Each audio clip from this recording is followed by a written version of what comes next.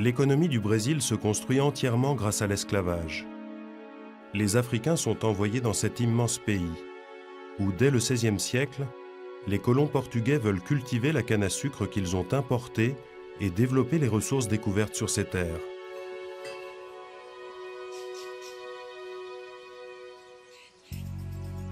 Dans les campagnes, les esclaves sont employés dans de grandes propriétés agricoles, les fazendas. Dans ces confortables demeures à la décoration fastueuse, les propriétaires terriens emploient jusqu'à plusieurs centaines d'esclaves, qui, eux, vivent entassés dans des baraques insalubres construites en chaume et en paille. Privés de leur liberté, ils vivent entièrement pour leur maître.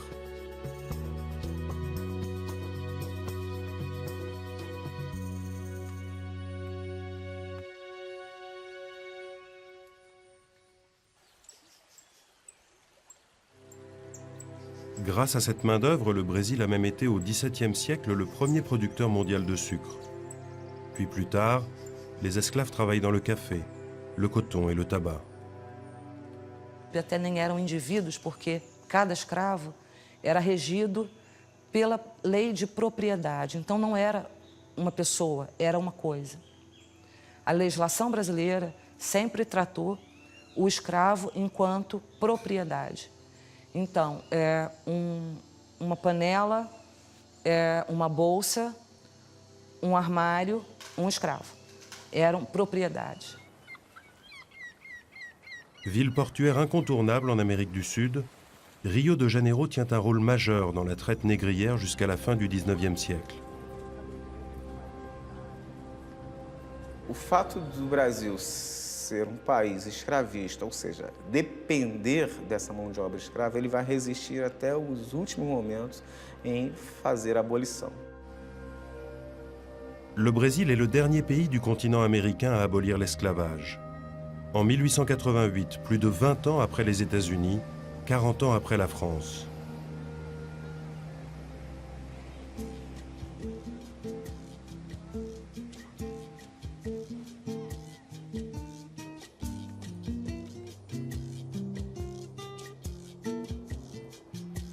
Aujourd'hui, le métissage de la population brésilienne résulte de l'importance de ce commerce.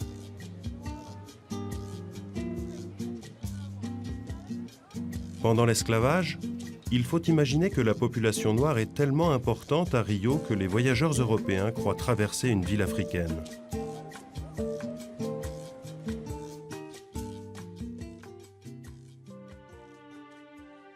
Ils travaillent partout dans les rues pour le compte de leur maître. Ils sont vendeurs ambulants, porteurs d'eau ou encore barbiers. Ils sont immortalisés sur de rares clichés. L'esclavage a laissé très peu de témoignages.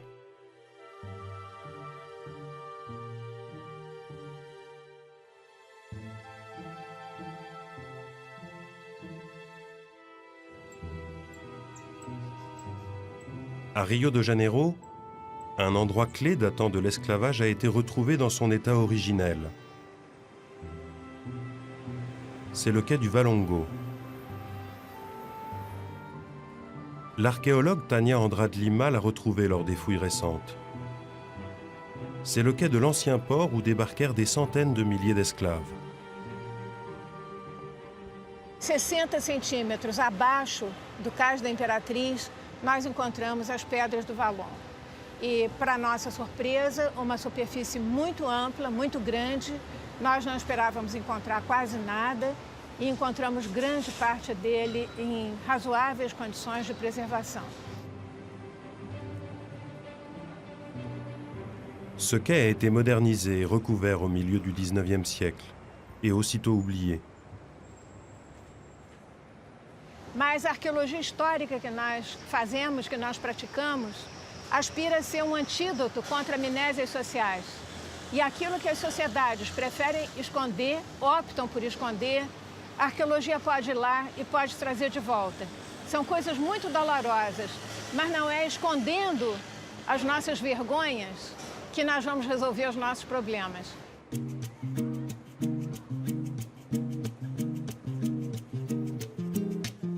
Le quai du Valongo refait surface et c'est tout un pays qui fait face à son passé. Nombreux sont les Brésiliens qui se rendent ici comme on se rendrait sur un lieu de pèlerinage, à la recherche de leurs origines. É fundamental que a nação brasileira tenha conhecimento e percepção do que significou a diáspora africana e o sofrimento dessas milhões de pessoas que vieram para o Brasil forçosamente.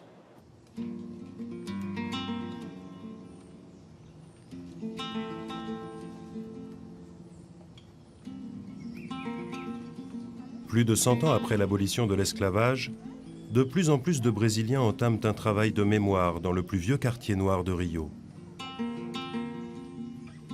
C'est dans ce quartier dit de la Petite Afrique que les esclaves déchargeaient le sel.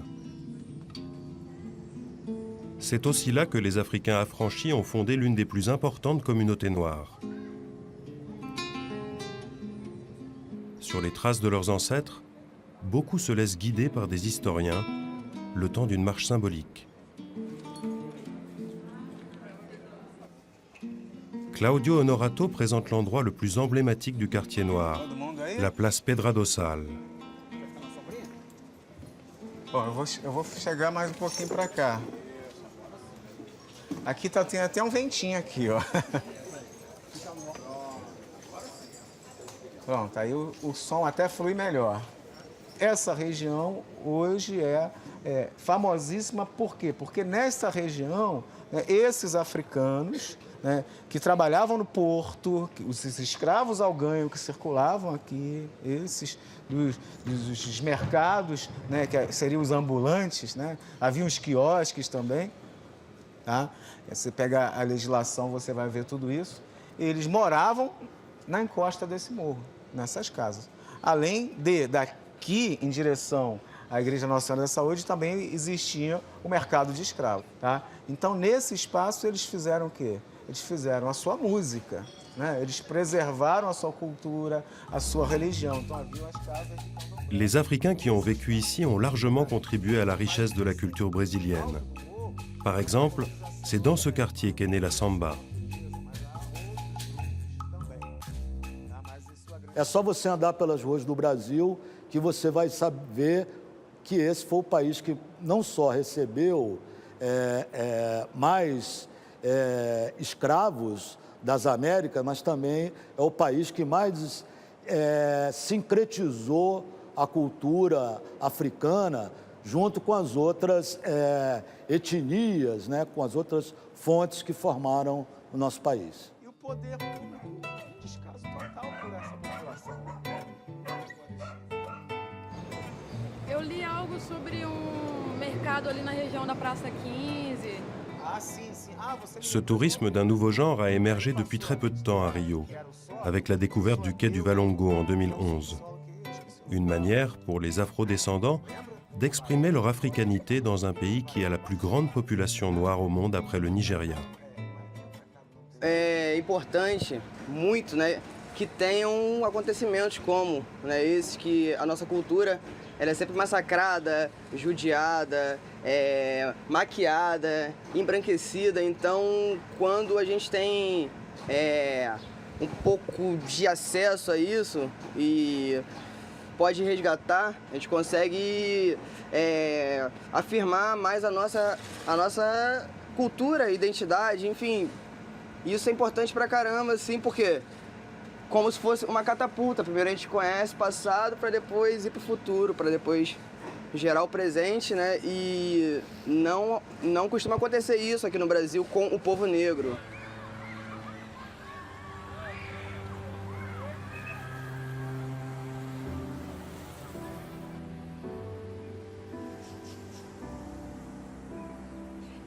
Au Brésil, la reconnaissance du passé ne va pas de soi. Chaque année, le 20 novembre, les plus militants de la communauté noire se réunissent. Ils commémorent l'anniversaire de la mort de Zumbi, le plus grand héros de l'esclavage. Pour l'occasion, cette petite fille enfile pour la première fois la tenue blanche du candomblé, une religion inspirée de croyances africaines. Essa é a nossa história que nós estamos tentando mudar através da educação também. Lei 10.639 de 2003. Pendant l'esclavage, les religions africanisées étaient interdites par les colons. Aujourd'hui, ces Noirs revendiquent fièrement ces croyances venues de leurs ancêtres. Você tem santo lindo e ele é vaidoso também. Aí eu, olha, linda. Na medida que você bota aí sai. Une jeune génération qui n'a rien connu de l'esclavage, mais qui à son tour rejoint les rangs de la commémoration. Meu nome é Marcela, prazer conhecer vocês. Meu nome é Rainara, prazer conhecer você. Aujourd'hui, ce jour de la conscience noire est un jour férié au Brésil. Il est devenu le symbole de la résistance anti-esclavagiste en l'honneur de Zumbi, qui serait, selon la légende, fils d'une princesse africaine et qui s'est battu pendant plusieurs décennies pour libérer les esclaves. É importante as nossas crianças saber a verdadeira história de Zumbi dos Palmares e da mulher de Zumbi dos Palmares, a guerreira Dandara. É preciso conhecer a história da mãe de Zumbi dos Palmares, a Qualtune. É preciso saber que as pessoas não eram simplesmente escravos. Essas pessoas escravizadas no nosso país eram reis, rainhas, princesas e governantes na África que foram escravizados.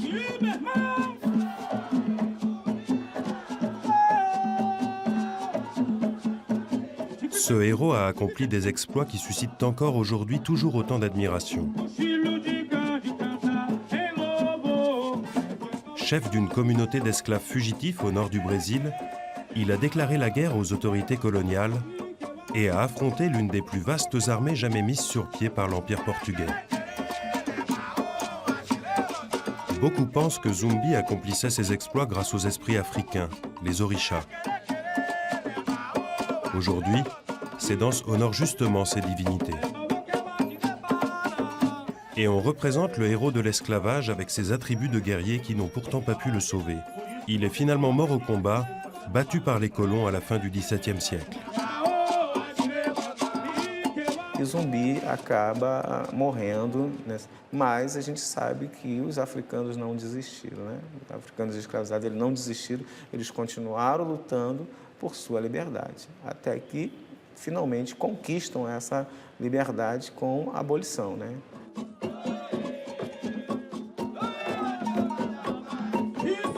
Avec Zumbi surgit l'image de l'esclave combattant. L'image d'un esclave qui préfère se battre pour sa liberté plutôt que de subir passivement son sort. Pendant l'esclavage, les actes de résistance étaient nombreux. Les Africains organisaient des mutineries contre leurs maîtres, des insurrections et pratiquaient la capoeira, une lutte dissimulée sous l'apparence d'une danse. Cet art martial est devenu aujourd'hui célèbre dans tout le pays.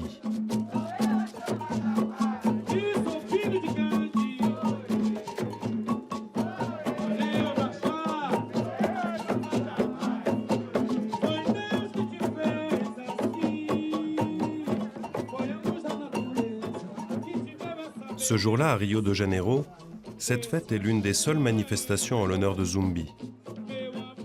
Et cette statue sur cette petite place est le seul monument érigé en mémoire des héros de l'esclavage dans la ville.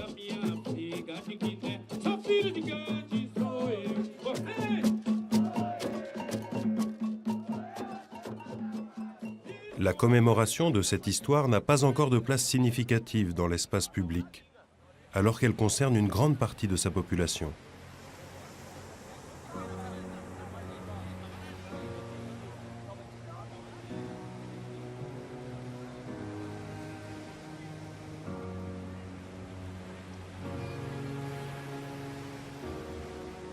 La ville de Rio de Janeiro s'est longtemps reposée sur des actions individuelles et spontanées menées par des associations ou des bénévoles. L'un des plus grands mémoriaux de la ville dédié à l'esclavage est un espace d'une 50aine de mètres carrés seulement. Merced Guimarães l'a créé toute seule, avec très peu de moyens. Elle a acheté un bâtiment qui jouxte sa maison, où elle organise des projections de documentaires, des expositions de photographies, et présente une partie des ossements du cimetière retrouvés sous sa maison.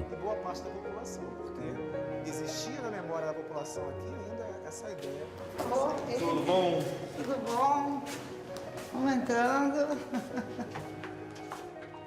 Aujourd'hui, il est enfin temps pour elle de recevoir de l'aide. Marcelo Dias est avocat. Il préside une commission d'avocats indépendants qui veulent faire toute la lumière sur l'ampleur des crimes de l'esclavage. Il se bat aux côtés des défenseurs de cette cause, souvent isolés. E aqui está, a gente tirou vidro para poder secar, né? Está muito úmido o solo. Então, Então vocês têm um técnico? Não. Não tem um técnico, Não, né? não temos um técnico. Precisa fazer um convênio com uma universidade? Tem que fazer um convênio, teria que, talvez o IFAM, não sei, os técnicos do IFAM. Aqui é um museu sem museólogo. Porque você não tem recursos para manter esses profissionais. O recurso que a gente conseguiu, graças a Deus, a gente conseguiu, através da SEDURP, um custeio, né, de 60 mil por ano. Que não é... Que não dá para pagar funcionário. Que não dá para pagar funcionário, ainda mais funcionário com essa especialidade, né? Não dá. Vamos sentar ali. Vamos sentar. Avec son petit musée, Merced symbolise à elle seule l'isolement des militants. Eu acho que você é uma brasileira que nós, afrodescendentes, podemos dizer que é daquelas pessoas que a gente considera nossa irmã. Que ninguém saberia o que foi no passado. Como foi feito várias vezes isso. Né? Que deve ter acontecido em várias construções aqui pela região. E você fez questão de preservar essa história que ajuda a nós resgatarmos a história do negro, a história do africano no Brasil. Agora, Marcelo, é muito triste, sabe? E é muito difícil. É muito difícil manter isso, não é muito fácil. E isso aqui é o maior lugar que mostra o grande crime contra a humanidade. Eu estou ficando velha. E minha preocupação é a continuidade disso aqui. Depois que eu morrer, como é que fica? Eu acho que a educação é a nossa vertente, é o conhecimento, é a memória. Eu estou rezando para que isso aconteça. Eu estou rezando que isso aconteça. Então é isso. Obrigada, Marcelo. Poxa, obrigado.